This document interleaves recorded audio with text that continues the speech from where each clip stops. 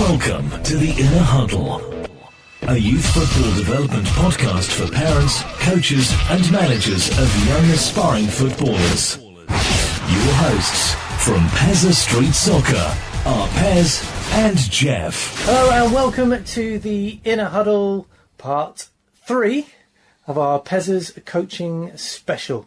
And in these episodes, hopefully you've been listening to the other parts, but we're trying to answer some questions, 25 in total, or actually one came in this morning, so possibly 26, maybe more, questions that have come in from all over the place. Some of them are frequently asked questions that we've put in there. Some, like I say, have come from elsewhere, and some that we've put in because we'd like to explain. Yeah, and I'll apologise now because it's been a week or two since part 1 and 2, so I'll probably repeat myself. Well, a lot of what we do is repetition. I think we'll probably get onto that, Jeffrey. I've picked up a bit of a cold as well, so you have, apologies, I've got a cough sweet in. You're a little bit croaky. I think it suits you, Jeffrey. I'm not going to lie. Pesky. Right, you've got the sort of master list of questions there, and I've actually got a few notes down here. Cool. But hopefully it won't sound too scripted. We'll add a little bit of value. Are we ready? Yes. Let's dive right in. How can my child get spotted by professional clubs at Pezzaz? Right, an interesting one, because first and foremost, we don't really want that to be what Pezzaz is about, do we? Pezzaz is about the training and the process, and getting scouted is an outcome. And if parents and children aren't careful, they can become a little bit too focused, and I've seen it reach obsession on that outcome of getting a signed contract at a pro club. It doesn't even matter what club. It's just any club where they can say, I've been signed a contract at a pro club. And it's happened a lot, hasn't it, Jeffrey? Yeah, for me it feels a bit like it's a parent chasing something, but I think a lot of the parents have cottoned on to how you feel about this. And will say, oh, it's not coming from me, it's coming from my little tiny Tim. Yeah, he just really wants to play matches and he's just desperate to be scouted. We're all desperate to be scouted. I'm still desperate to be scouted. And I understand why, but the danger is that obsession then takes away from the important thing, which is the actual quality of training and what you're doing in your own time. Yeah, and it comes back to that mindset of, oh, he's really good, so if he gets seen enough, he must be scouted. It's exactly it. He just needs to see what I see. Yeah, and it just needs the opportunity and the right person at the right time to spot what I see, and they'll get signed. And actually, I don't want to use the word obsession, but if you could use that energy and desire into the actual training, then your child would actually have a much better chance of being good enough to get spotted. So he couldn't be ignored. No one gets missed anymore. Unfortunately, that's not always the answer people are looking for. No. So they tend to ignore that and then go and look elsewhere for the answer they want to hear. Yeah. Well, do you know what? Well, that's the best answer. Put it this way, and this isn't for everyone, it's only a small minority, but if you're spending hours and hours in the car taking them to different matches and different trainings and different organisations and soccer schools just because you think they might have an opportunity to get scouted, then you're probably making a mistake, because those hours in the car and those hours actual playing in the matches, you could be training, even individually. And it doesn't have to be with us, and it doesn't have to be through what we do. There's plenty of stuff out there on YouTube and online, individual drills that you can do to actually give yourself a better chance. And it's what Ronaldo did. He spent years just individual training, and he's still doing it. If you listen to all the quotes about, players he wanted to be the first to train in at a new club, so they arrived 2 hours early, and Cristiano Ronaldo's already out there practicing individually. It's not rocket science. But the flip side of that is, I am a scout at Southampton Football Club, so there are opportunities to develop, especially obviously Southampton Football Club. Now it's a bit of a double-edged sword, isn't it? Because obviously, as we said, we don't want it to be the focus. And I've actually spoken to Southampton Football Club recently and said, I'm struggling with this a little bit, because after a certain period of time, if Tiny Tim hasn't been spotted by me, parents start looking for it elsewhere if they're that type. And there's some children I haven't put in because I actually care for them too much, and I don't want them to be put into that environment, which can be a very, very difficult environment. especially if you're not used to it. I mean, for instance, if Tiny Tim, I don't know who Tiny Tim is, but say he goes to a nice little village school, he's played for his village team and he's doing well in his little league and all that kind of stuff, and then suddenly thrust into a 6-week trial playing with big inner city lads. You're training with them in an environment where they don't want you to succeed. because Yeah. you might take their place. The parents of the other children that you're going in don't want you to take their child's place. And then in the match time, you're going to play against, your Fulhams, your Chelseas, your Tottenhams, big inner city teams, and it can be rough and a big jump up from what they might be used to. So I always look at where they are, maybe psychologically, emotionally, as well as just how good they are. It's not just about a case of getting them in there, because it's a 6-week trial and you've only got 6 weeks to prove yourself. And you also have to be better than what they've already got if you're at a certain age. So if you're under 9s and above, you have to do a 6-week trial. It's not about just going to these places and fitting in, is it? It's not about going there and coasting along. You've got to be what level? As a rough guide, I've been told this not just by Southampton, but in general, you probably have to be in the top 5 of what they've already got To come in and take another child's place. Take another child's place. Yeah. And that would obviously make sense, wouldn't it? Because swapping like for like and ruining a child's dreams is really, really But they've got a duty important. of care towards the kids that are already there too, haven't they? Exactly. And they have attachments to these children too. They've been working with them quite a lot, 4 or 5 times a week, whatever it might be, and to get rid of one for someone who comes in for like, it's just not really going to happen. So you're already up against it. So I try and look at the whole picture with it before I put anybody forward. But of course I develop attachments to these children, and maybe I go a bit too far the other way, where I'm overprotecting them. So I've had a chat with Southampton Football Club, and we've come up with an idea that other scouts are going to come in to our training sessions at Academy and at the futsal club, so that they can have a second opinion on any players that I'd like a second opinion on, and also just to watch, so that I don't give them any of my biases.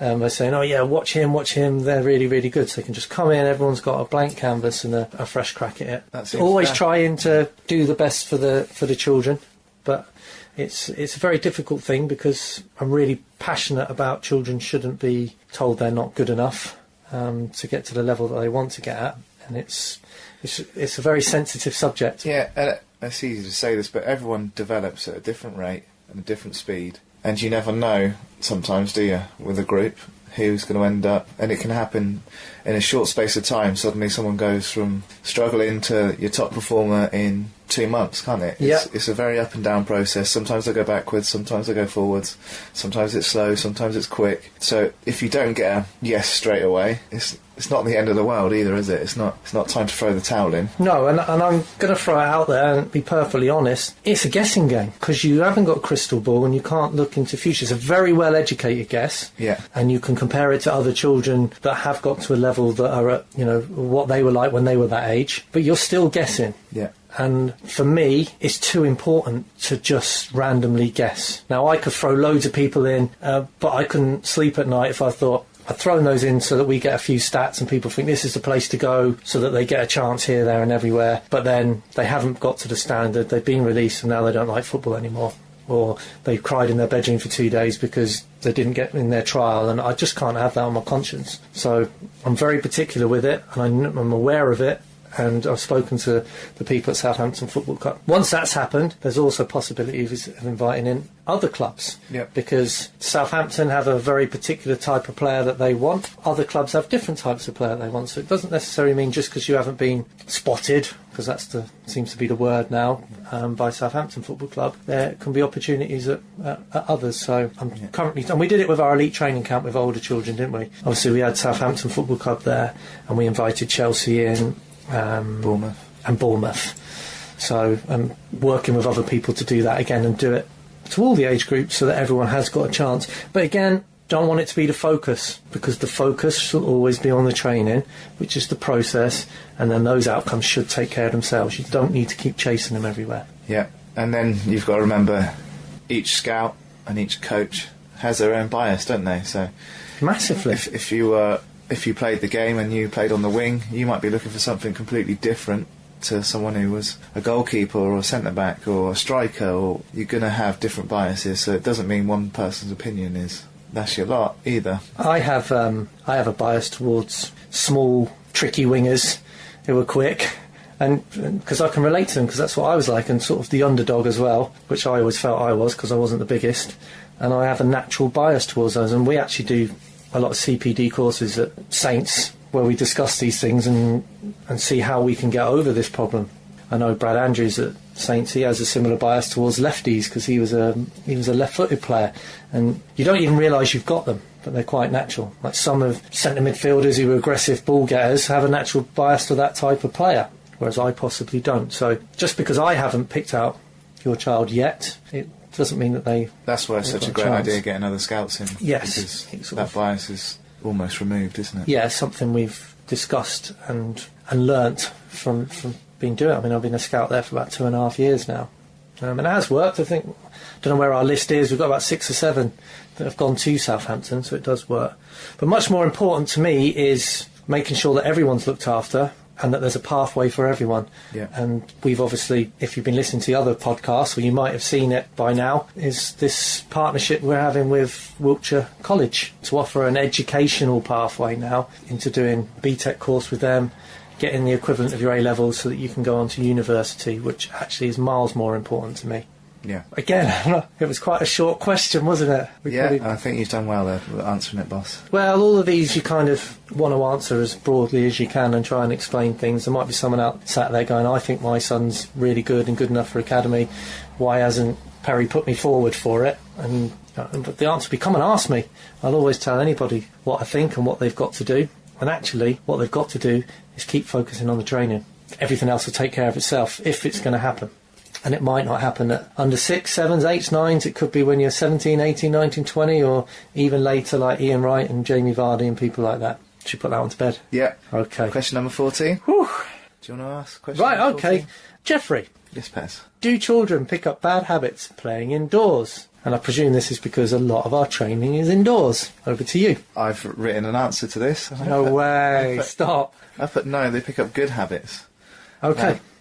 And when I was younger, I used to play a fair amount of cricket to not a bad standard.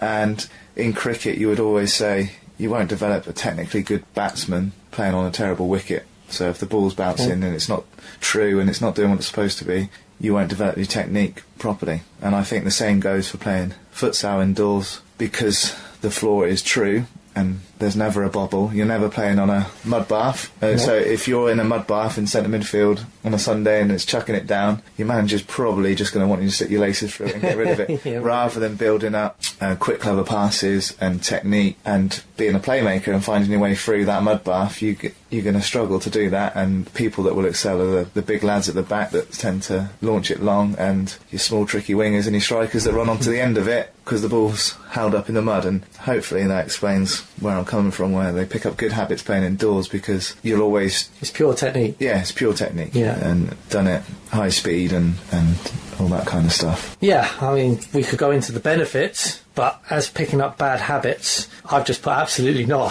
Yeah. So that's what I think of it. I'm not sure what they're getting at with the question. Sometimes, a lot of our players playing indoors use the sole of the foot because there is no studs and there's no terrible pitch to deal with. And I've heard quite a few times managers of teams berating children for using the sole of their foot in matches, and I think it's an old school thing. Yeah.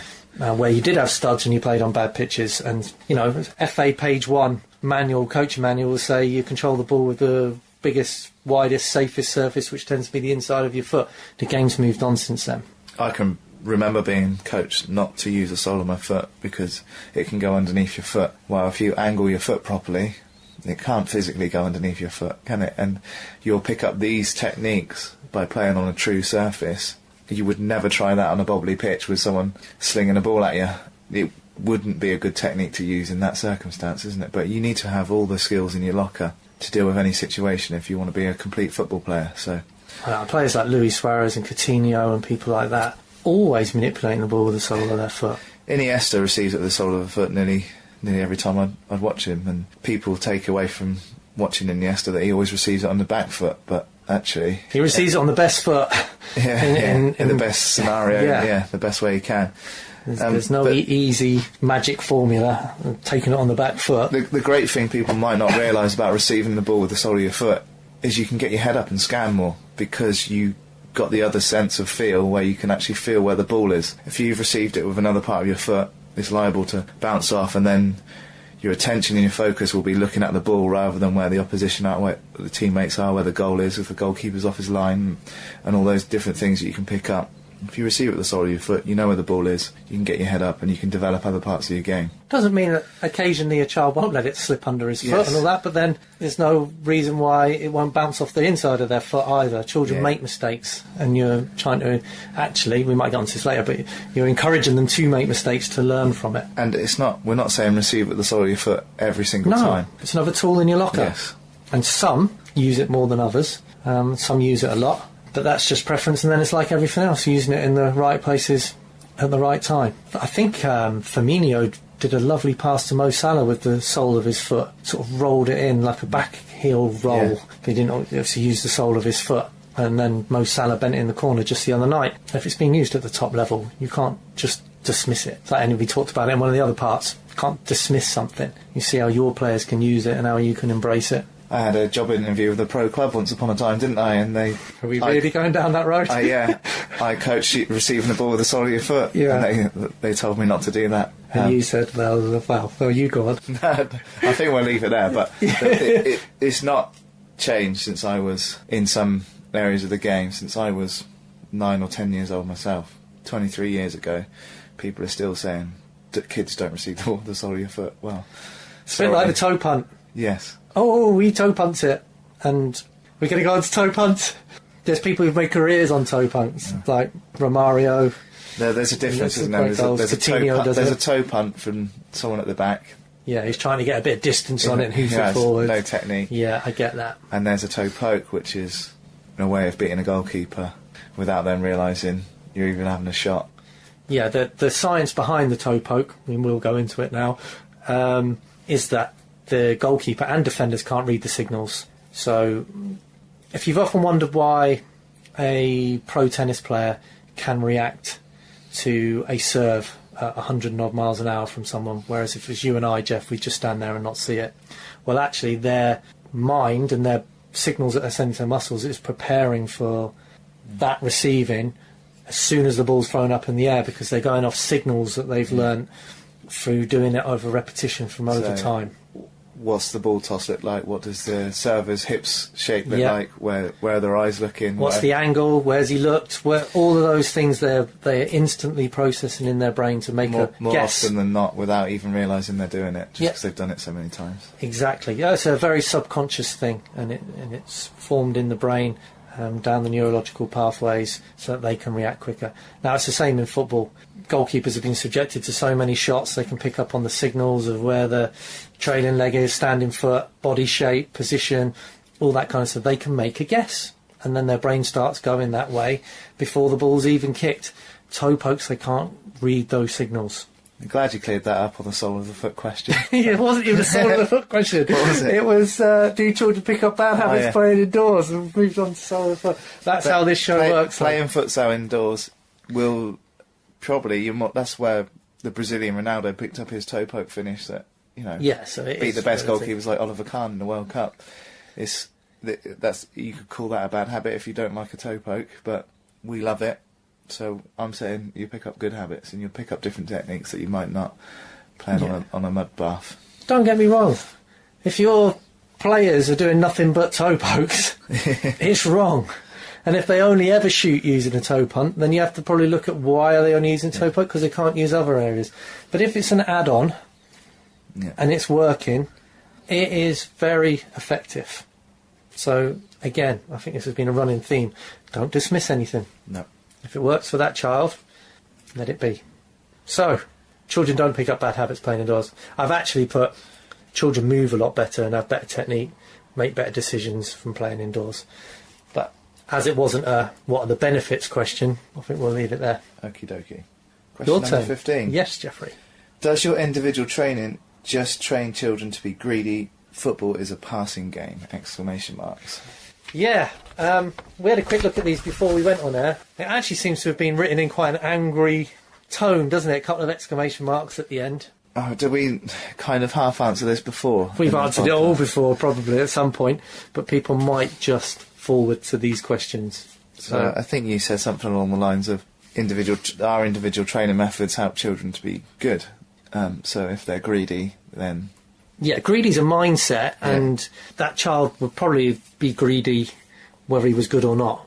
But, okay, some of them might develop into being so good that they try things a little bit too much, but then it's the skill of the coach, even the parent, definitely not to coach it out of them, but to try and help them and set an environment of where they learn where and when to. And that's a psychological thing, that's a mindset thing. It's not even a football thing. And doing something as obvious as you limiting them to 1 and 2 touches is completely wrong. If you're a coach who only does 1 and 2 touch passing in training, Who only does it? There might be a place for okay, for saying first time finish or something. Yeah. To develop a part of a game, but yeah, if you're only doing that because you think your players are greedy, then you're taking away their ability to. It's not a magic formula, is what I'm trying to say. So, right, well, we'll limit everyone in training to 2 touch. I hear it a lot. Yeah, they weren't passing, so we were only allowed to 2 and 3 touch. We've been doing it most of the season. If Messi had been told he can only do 1 and 2 touch his whole life, as much as Barcelona love their tiki-taka, he wouldn't be the player he is, would he? I've actually written here, it's one of the biggest killers of creativity, imagination and self-expression in this country. I can't say it more firmly than that. Yeah. You're putting a ceiling on their talent, possible talent and development by playing 2 or 3 touch football. But it does have its place, like you said. It might be every now and again you can do it, so you can set the tones and say, well, that's how I'd like you to play when it's on, when it's there, but not to restrict that creativity and self-expression. Well, you're just limiting where your players can go. It's like being in a band and only ever letting them play Bar Bar Black Sheep and Twinkle Twinkle Little Star on their instruments. They'll get really good at that to a certain level, but then to be good at football they need a lot more than that. They need to be able to practice their instrument and experiment and make mistakes and learn from it so they can make their own music. Simple. Otherwise they're just playing your music. Yeah, and you're not coaching individuals once you do that either, are you? That might be a great session for one type of individual in your session that likes to play in a certain position, but if you only ever do that training session, you're dismissing the rest of the kids that you could be helping. Massively. And you might have, like you said, the next big talent in there and you're putting a ceiling on it. You might have an area of the pitch where it's only 1 and 2 touch. In the centre circle or somewhere you can only play 1 or 2 touches. You have fun with it, experiment with it, but it can't be a magic formula that you're using to get them all passing. A much more effective way to do it, and we did talk about it in one of the parts, is actually you do nothing but praise passing. Yeah. So they can do the greatest dribble, the greatest run, it can go back to the greedy player as well. Ignore it, even if they take it around everyone and score. You try and get the culture of not praising that. But then when that person passes, or when the team passes, great pass, good pass. Well, what a pass that is. All that kind of thing, or even what a great pass into the net when they score. All of that, it's just pass, pass, pass, and then subconsciously the children start thinking, oh, he really likes it when we pass. It's, kids like praise, so only praise the passing for a while and see how it goes. And I think you'll find that's a small cure that can have a massive effect for your team. I've also put here, there's no point in encouraging a passing game if the person they're passing to can't receive it. Yeah. Because then it all falls down. So you have to do a lot of individual training to get comfortable on the ball to actually be able to receive it. And there's different levels of receiving it. It's one thing receiving it in space. There's another receiving it with your first touch to where it should go. There's another being the confidence to receive it at different heights and angles. Another thing with your head up. Another thing when you're being marked. Another thing in tight spaces. Back to goal. It's levels. Wide, yeah. It's levels. So that's really the answer to this question. Does your individual training just train children to be greedy? Our individual training helps children to be comfortable on the ball. Yeah. That's it, isn't it? And then it's down to the coach to set the environment that you want to have a passing game. I ran a team 4 seasons. We had no pace in the team and we really struggled, so we decided that we needed to move the ball a bit quicker. Yeah. And develop a passing strategy. So for pretty much a whole season, all I did, or we as a coaching team, was praise the passing. And it really, really worked. And they were definitely, even though they had other shortcomings, they were definitely the best passing team in that league. Or they tried, because they were comfortable on the ball. And we'd set that environment. Anything else from you on that? Oh, I got a quote here from Johan Cruyff, the great Johan Cruyff. He said about passing, to be able to touch the ball perfectly once, you need to have touched it 100,000 times in training. And I think that sums it up. I see a lot of managers, they want to play a passing game. They see Barcelona, Man City's, and they try and find a shortcut to get there.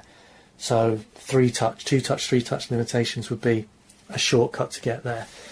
Forcing the pass all the time, shouting out pass all the time is trying to create a shortcut to get there. Well, Barcelona players are very good. Yeah. So they can do it, and there's no shortcut there. They've become comfortable on the ball through individual training, mixed in with passing training and a culture for years and years and years. And what did I write here? About it being a team game. People say it is a team game, so why do you do individual training? And I put, I'm a great team player, but I didn't end up playing at Manchester United or in the Premier League. And the reason I didn't get to that level was because I wasn't good enough individually. It's quite simple. The game is played by individuals. Yeah. It's a bit of a myth that it's a team game. Obviously it is, but it's played by individuals, and you have to be good. Otherwise, we'd all be playing professional football. You're a great team player, Jeff. Thanks, mate. But unfortunately, you weren't good enough individually, mate. You know, it's simple, isn't it? Have we answered that question? Yeah. Do you want to add any more value? No. Question number 16. My child struggles with the skills. Is Pezzaz not the place for him? It's 'cause Beautifully read, Jeffrey. There's no punctuation. Whoever typed this up has stitched me up. I can't reveal names. And I'm It's looking not at fair. Yeah, I typed it up, yeah. In answer to your beautifully well-read question, no, it sounds like it's the perfect place for you. On many different levels, we've talked about skills in previous part, but just seeing that something is possible and trying it is such a powerful thing. Especially if there's peers around that Yes. can do it, yes. So coming into a session, I've seen, I can't do what they do, I can't do the skills, so well, nor could they. Yeah. And they've done it through a process of training. So that's the obvious answer to that is, no, it's the perfect place. You come, you try hard, and you learn from it. I put it opens up neurological pathways and lays down myelin. And if your child comes in with the attitude of, wow, that's great, I'm going to learn those skills, I'm going to try to learn those skills, it's that powerful, you'll see a massive improvement very, very quickly. Now, Pezzaz sessions aren't somewhere you should be intimidated by because people are good. You should be inspired by the children that are there that are good, because it just proves what a bit of effort and hard work and listening can actually achieve. Good answer. Yeah, come on, you've got to add a little bit to that. There's not much more you can add to that, is there? It's exactly that. If you've got the right mindset, then you apply that to the syllabus, you're gonna go far. Yeah, I've seen this before where a parent will say to me, oh, he's not a tricky type player, he's not like a winger or a taser, he's a no-nonsense defender. I don't think Pezzaz is the place for him because it's all about skills, and we've talked about that just recently. But it's the perfect place for them because it's not about skills, it's about getting comfortable on the ball. It's about becoming a master technician of your instrument, which is the football. Yeah, if I am going to add anything, even adults that I played football with that were very, very good football players, when I asked do they want to come out and try a bit of the futsal that we do, the adults teams, they say, no, I'm not that sort of player, mate. And I think, well, there's a place for every type of footballer in futsal. Yeah. And there's a place for anyone that wants to improve their individual game. Yes, it might be, okay, so you play at the back and you're not that type of player, but would being more comfortable on the ball help you? Would being two-footed help you? Would being able to deal with it in tight spaces and under pressure help you as a defender? And of course the answer is going to be yes. So well, you'll get that through futsal. You'll get that through our training. So even goalkeepers, we have goalkeepers come because the modern goalkeeper now has to be really good with his feet if he wants to get to a level. Yeah. Or even if he just wants to play to the best of his ability. You know, they have it, the ball played to them under pressure and in tight situations, and they can come out like a sweeper keeper and things like that. And they're a big part of the team. And Pep Guardiola always says if your keeper's got the ball and someone has to go and shut your keeper down, you've made a space for someone somewhere else on the pitch. It has to happen. And then that's the trigger. That's your overload before you've even started. That's your trigger, but the keeper has to be very comfortable on the ball to have that. And then when that goalkeeper's closed down, then the space is exploited all over the pitch. It's their trigger. So yeah, we have goalkeepers that come just to get better and more comfortable on the ball. So we're obviously going to say it. We think it's for everyone. But it's, you know, it's like saying I'm not so good at my instrument, would going to lessons to get better at my instrument help? Well, yeah, of course it would. It's not rocket science, I don't think, but I do understand where the question comes from, because there is this perception that it's a load of step-overs to try and beat people and be fancy flicks and tricks. That's a myth. It's about being comfortable on the ball.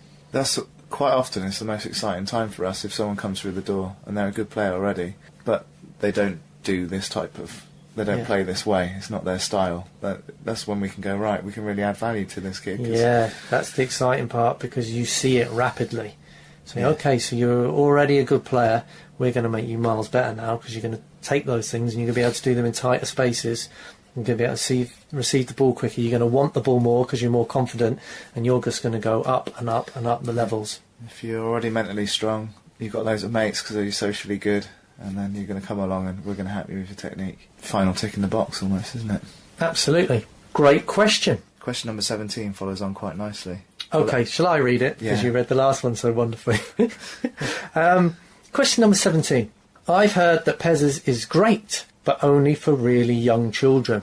Is that true? It sounds like it could have come from the same person, that It question. quite well possibly could have come. It sounds like this person is scrambling to find a reason why they shouldn't be sending their child or children, or probably it's the manager of a team that has children coming to us and trying to find something, a reason for their children not to come to us. Yeah. See it as a bit of a threat, which again is nonsense. It's an add-on, isn't it? You going to go?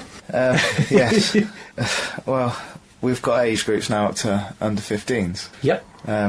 So, no, it's not only for really young children. And we passionately believe that we can help any player. We've coached individual training techniques to several Premier League and international players. If that's not enough evidence and an answer to your question, then I don't know what else is, really. I think this is actually a question which is more in line with pro clubs. I've got a feeling that I know where this has come from, and it's to do with we have a lot of the younger ones are the ones that get signed at professional clubs. Okay. So by the time they're a little bit older and they haven't been signed, then actually they're saying Pezzaz is only good for the young ones, because when they get older the rate slows down for players signing. But we've had... Having said that, in the last year we've had 14s and 13s and 14s. Yeah, I think Finn Tonks and Kean Tideman were both, under 14s? Yeah. Both signed, and again it just goes to prove about an earlier question that there's not a set time when this might happen for you. Yeah, and they were in a team where players were getting signed at under 9s, weren't they? So Yeah. you're talking an 8 and 9 and 10-year-old have been signed from the same team that they started out in, and it's happened a lot later, which goes again back to one of the other questions with a later developer, and you don't know. Yeah, and greatest respect to those two, Finn and Kean, and others that have signed a little bit later, because they stuck at it. They could get frustrated, and they could see, others signing and think, actually, I'm as good, if not better than him, which is quite a natural thing to think. And they've stuck with the programme, they've stuck with the individual training, and then a little bit later they've had their chance. And it could be there's other people who would be even later than that from that particular group. Yep. Fair play to their parents as well for not touting them around and taking them to different places to give them the opportunity to get spotted, because it takes so much more than just opportunity and playing with and against better players to get to the level where you've fulfilled your potential. You have to train, and you have to train in the right way, and you have to maximise that training time. That's the process. Fall in love with the process. It's a dead simple message. In answer to this question, though, because I've gone off again, it is true that there is a magic age of learning. I always thought it was between 5 and 7. Since I've been doing this, I think it's more like between 4 and 9, where they are like sponges, and that's more movement patterns and taking in, I'll go through the science again, the myelin building on the neurological pathways seems to stick and seems to increase and be better from sort of that age of 4 to 9, and it's perfect with what we do with our young ones. If a child comes in at those ages and sticks through all those years, we're fairly confident they're going to come out the end of it looking like a Pezzaz player, aren't we? Yeah, I mean, whereas if they come in later than that, they could do the same amount of time and training, and they still might come out the end of it perhaps not looking like a Pezzaz player. Would you agree? Yeah, well, I've made a sweeping statement in the past, which has been thrown at me a few times, but where I said if you give me 10 children of 4 and 5 years of age that absolutely love football and listen and work hard, we'll get them, or we are, meaning Pezzaz, will get them technically good enough to academy standard football by the time they're under 9s. And I believe all 10. I think I actually said in the statement 9 out of the 10. I don't know why I edged my bets. But I believe that's technically. Yes. And there's a lot more to it with the, we look at the 4 corners, which you can remind us what they are: psychological, social, technical, physical. So there's a lot more to getting signed, but the technical aspect of that, I believe we can get them all up to academy standard. And that's Premier League Category 1 standard, master technicians by the time they're under 9s. The other bit's more complicated, and there's other variables and factors that come into it.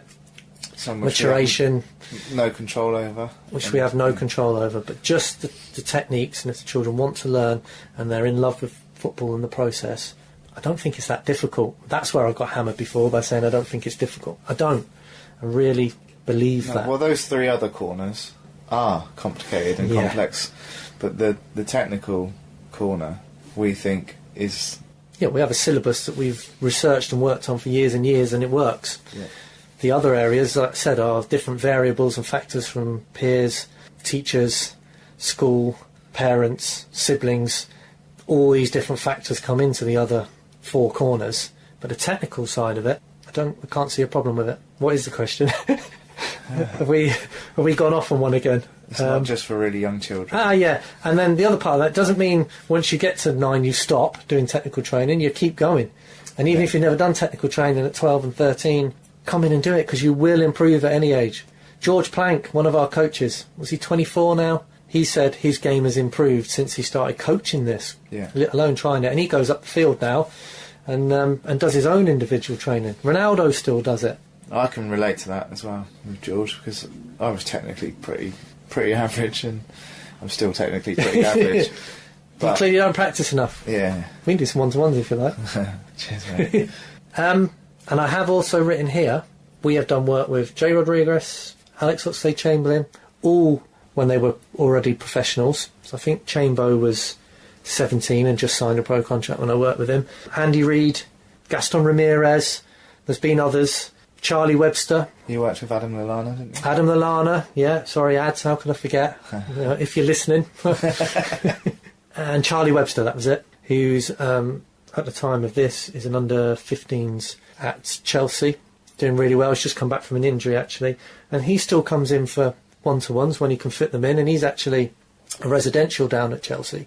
So he's only home at weekends and very little, and that time's precious. And we still fit in some one-to-ones because he knows how important that individual technical aspect is. And he likes it because he comes in, he just wants to get his enthusiasm back and learn a few new things and sharpen up to get back out there to give him the edge. And his game was built on that. Yeah. He strolled in as I was going to say scruffy, but his mum and dad might be listening, as a little 5-year-old with big hair, and his dad just wanted some babysitting time when he went and played squash. And he really took to the individual side of it and never went anywhere else. Doing really, really well. Good answer. Long answer. Question number 18. Last one before a short break. Last one before a short break. I think we're ready for that short break, aren't we? Right. Am I reading it or are you reading it, sir? You better read it after my last answer. Question number 18. What's the biggest difference between what you do and what's available at local teams? Goodness. Jeff, I've actually written your name here. Okay. As an add-on, really, not as the beef of the meat of the question, but one of the reasons is you. You're one of the reasons is me. Wiltshire Coach of the Year, so it means you've been recognised by the whole of the county for what you do, which should never be underestimated how important an achievement that was. And your coaching qualifications, I won't get you to list them because we'll run out of battery and tape, but you've come up all the various different pathways, haven't you? So you've got your UEFA B Level 3 football, your UEFA B Level 3 futsal, and you've got your age-appropriate ones as well. Plus, goodness knows what else. Yes. I just thrown you on the spot there, mate. Yeah, but I've always had in mind since the first day I met you that stuff's great and it shows a dedication to what you're doing. So anyone else that's gone out and done qualifications, it shows a desire to go and better yourself and improve, but it's just a bit of paper that shows you've completed something the way some other people like it being done. In this case, it's the FA. But I don't want to big you up too much, Jeff, but you've looked at that and gone, I don't want to just have a shortcut at one pathway. I want to do the football, the futsal, and the age appropriate, and take the bits out of all of it to fit in with what I already know and do. You had a quest for knowledge and a thirst for knowledge, and you did the lot. But since I've met you, there's not been anything on those courses or a way of coaching that's eclipsed the work we do at Pezzaz. Well, like what we do. Yeah. Like what we do. And that's why we love it so much. And the formats do change over the years, and we do different things, and we learn and we improve it. But a session today still looks very similar to a session 5 years ago. Core principles haven't really changed. Yeah, that's it. Some of the things that we've thrown in and added, especially on the psychological part, because as we've gone on, I've actually got more interested in the psychology behind it, and what the stuff that the courses that Southampton Football Club put me through as well really has got me thinking about how you engage with children and the environment that you set to get the best out of individual children. And that's what I'm interested in. But the technical core principles, no, they haven't changed for all the years we've been doing it. But to answer this question, the biggest difference is one's team training, one's individual training. So if you're just looking for a very basic, what is the difference? I always start with that, because it's a different mindset. Ours is unique. A team training, and I've run my own team, so I know that this is how the mindset goes. You are training a group. Yeah.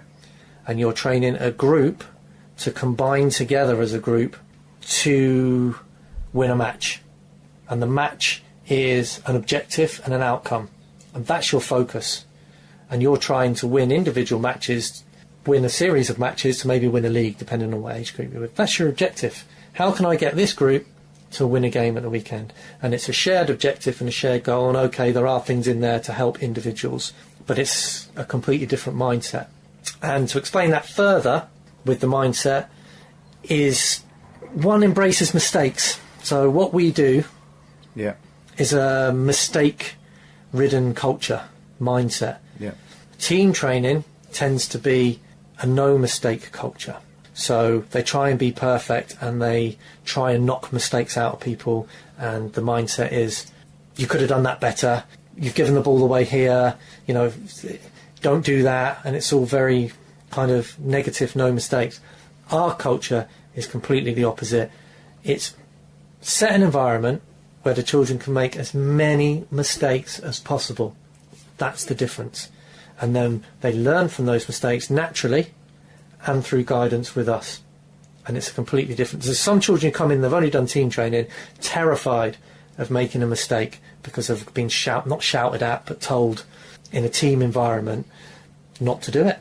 Yeah. And then they end up kicking the ball out, hoofing it long. They have a fixed mindset to training where they don't want to be shown that they can't do something. They become quite scared and sometimes not very confident. And children can get left out and left behind. And this is the sole reason why you started a grassroots club, wasn't it? For children that were coming to us in this culture were then getting very good very quickly. People were coming into our sessions and going, he's good, or she's good, and taking them out to their... To put them in a culture where they weren't allowed to try the things that they'd learned. In their grassroots club, which is fine. But the difference in that player after a year that would then probably come back because they've stopped enjoying it was sometimes didn't even look like the same person that was coming back into a session. So. Yeah, we had one player in particular who, I won't name the club, but someone came to watch our sessions because it was a bit of a pool of talent, it was seen, and spoke to the parents while the session was going on, and he left to join this team. Then I found out that he was getting told off for trying the things that he'd learnt and got him spotted in the first place. One of them was using his soul, trying to use soul rolls to beat players, step over on the edge of his own box, that type of thing. And it was all the good work we put in that got him there was getting coached out of him. So the warning bells were there, and then there was other stories like that too. Then Charlie Webster bowled in. We've already talked about him. Yeah. And I saw what I thought was unbelievable potential. And of course he got really, really good, and we kind of kept it a bit quiet for a while. And of course he turned around and said to his parents, I want to play some real matches now, and there's nothing wrong with that. But I was so terrified that he would end up at one of these clubs, or not even clubs, because I'm not going to tar clubs, because there's different managers at different age groups. There's some great grassroots Some great grassroots managers clubs out there. Yeah. Some really, really good ones. Pete Crosby, shout out to him at Alderbury, who I think's perfect. But I was so terrified of him ending up with one of those managers that might coach out of him that uniqueness, that specialness. I was going to say a gift, but actually he just got it through his own hard work. Yeah. So it wasn't natural talent. Walked in. He actually had a bit of good natural movement from playing tennis, and he just took to the training, and he was just going up levels and levels and levels. And I thought, fair play, he wants to play in a team. I can't have it. So I set up pretty much a club, and there was others as well, and they'll know who they are, who then got asked to play for that club, and it was literally to protect them from other people. And to date, of the 11 we had, 6 of that original team have signed pro contracts at professional clubs, and I think 5 of the 6 are still there. Might even be more now, I'm not sure. But anyway, that's by the by, because I forgot what the actual question was again, Jeffrey. Difference between our individual training and... Yes, and it literally is just a mindset. One's a team training with a group to try and an objective. One's the process to get children good at football, and they marry up pretty well as long as one doesn't try and coach out of them the other. And then you really are flying if you've got a good grassroots manager who lets you try things and has a real nice attitude about learning from your own mistakes. And not a win-at-all-costs culture, which is what was perhaps undoing all these kids' hard work that were leaving our sessions to go and play their grassroots football. And I'm going to stick up for grassroots managers and coaches a little bit, because I've been there and it's really, really difficult. You need a medal for it, I think, everyone. You know, good or bad ones. You do it for the right reasons. You're doing it voluntary, and there's a lot of effort goes in behind the scenes, and you're under pressure. It doesn't matter whether you're at Man United or whether you're at some village team. We always say the dog and duck. The dog and duck, I was going to say dog and duck because we're dealing with kids, but that's exactly it. You're under pressure to win games because parents expect it. The children want it, the parents expect it, and you're immediately under pressure, so your mindset focuses on how are we going to win the next game. And it's natural, and I've been there and I've got sucked in, and I've made terrible decisions as a grassroots manager because I wanted to win a game, because I didn't like the opposite manager, because he'd said something in the last game, or even if I felt the kids deserved to win a game for all their hard work. The mindset changes. And if you lose 2 or 3 games on the trot, even at under 7s, under 8s, parents start questioning why. Then they start throwing in their 10 pennies worth of how you can win a game. Positions, training, who should be playing there. My Tiny Tim's best mate's really good, we should be signing him. And if you're still losing some games, they leave. They go and find somewhere else with the glory team where they're actually winning games. And although they might be winning games, the grandest thing I can say in life is there's no point in being leading 2-0 at half-time, metaphorically, and ending up losing the game, which is what a lot of these teams are, who win every game and win all these trophies and medals and all that. They end up with a shelf full of them like we have here, and that's it, they're done, because they'll never go on to fulfil their potential, because their focus has always been that, and not the continual desire of individual improvement day on, day out. It's not the question, but good advice is perhaps be wary of the team that's trying to put together a super team that's going to go and win loads of trophies, and perhaps look for development community clubs. Now, are we going here? Okay, we're going there. It's really easy to get sucked into. You want the best for your kids, especially if you've got a kid in the team. You want to win games, so you start looking for better players, and then you're just recruiting all the time. So again, this goes back to the mindset about winning games. A lot of managers will do it, and they'll say they're doing it because playing with and against better players is going to improve everyone and develop, and the ones that aren't up to that level should be playing together at their own standard to help them out. And now there's some merit in that, I get it, but if your mindset is just focused on that winning, proving yourself and proving the kids in better leagues and winning matches and maybe winning trophies, your mindset's gone too far one way. And we obviously we could talk about the ones that then get left behind in B teams and what damage it can do to them. There is no magic formula to it, though. It has to be well thought out and it has to be honest. If you're going to go down that road of A's and B teams or getting rid of players, and I don't think morally anyone should ever be got rid of or told they're not good enough, but it's frustrating for a manager If you've got 5 players who are really, really good, and you've got 2 or 3 who are only there for a bit of childcare, or just because they quite like hanging out with their friends and being cool, and then at the weekend you lose or draw, and you think, oh, we would have won if I'd have just kept my starting team out there, but I have to rotate these and be fair. I get it. It's really, really frustrating, but you have to put your ego to one side, and you have to put your parents' egos to one side. But what happens is then they think, well, we'll take those 5, and I know 5 from another team that are really good. We'll put them together and we'll have this wonderful dream team that solves all the problems. It doesn't. That's the biggest difference between what we do. There's no egos, is there? There's nothing to worry about. Well, because we haven't got the team, we're not trying to win games.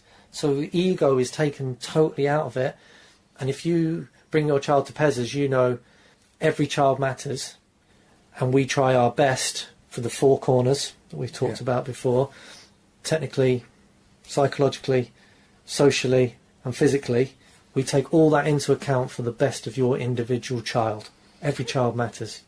Whereas in team environment, children can get left behind.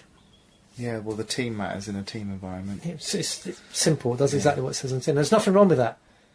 And to be honest, to do what we do as part of a team, you'd have to put on an extra training session a week, or an extra 2 training sessions a week. You know, it's difficult. So quite rightly, team training should be about the team, but have a concern and a care and a duty of care for the individuals within it. And we just offer that process of the training. So, and I know a lot of managers have embraced it in their time and actually sent their children to us because they're like, well, you know, I don't know enough about it, and I just organise them as a team to help win the games at the weekend, and you're actually doing all the hard work of making them good at football. Brilliant. But some managers that see it as a threat for some reason. I can never really understand why.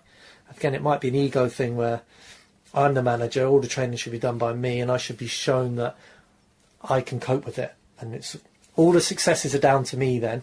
Whereas if you come to Pezzaz, or your children come to Pezzaz, it might be then, oh, well, they got good because they went there, and your ego can't take that. I don't know. I'm throwing it out there, but it's something that we've encountered quite a lot. So team training is an outcome.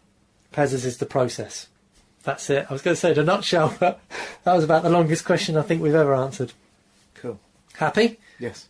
Okay, well, I think we'll leave it there. That was part 3 of the Pezzaz Coaching Special of the Inner Huddle. See you next time. The Inner Huddle from Pezzaz Street Soccer.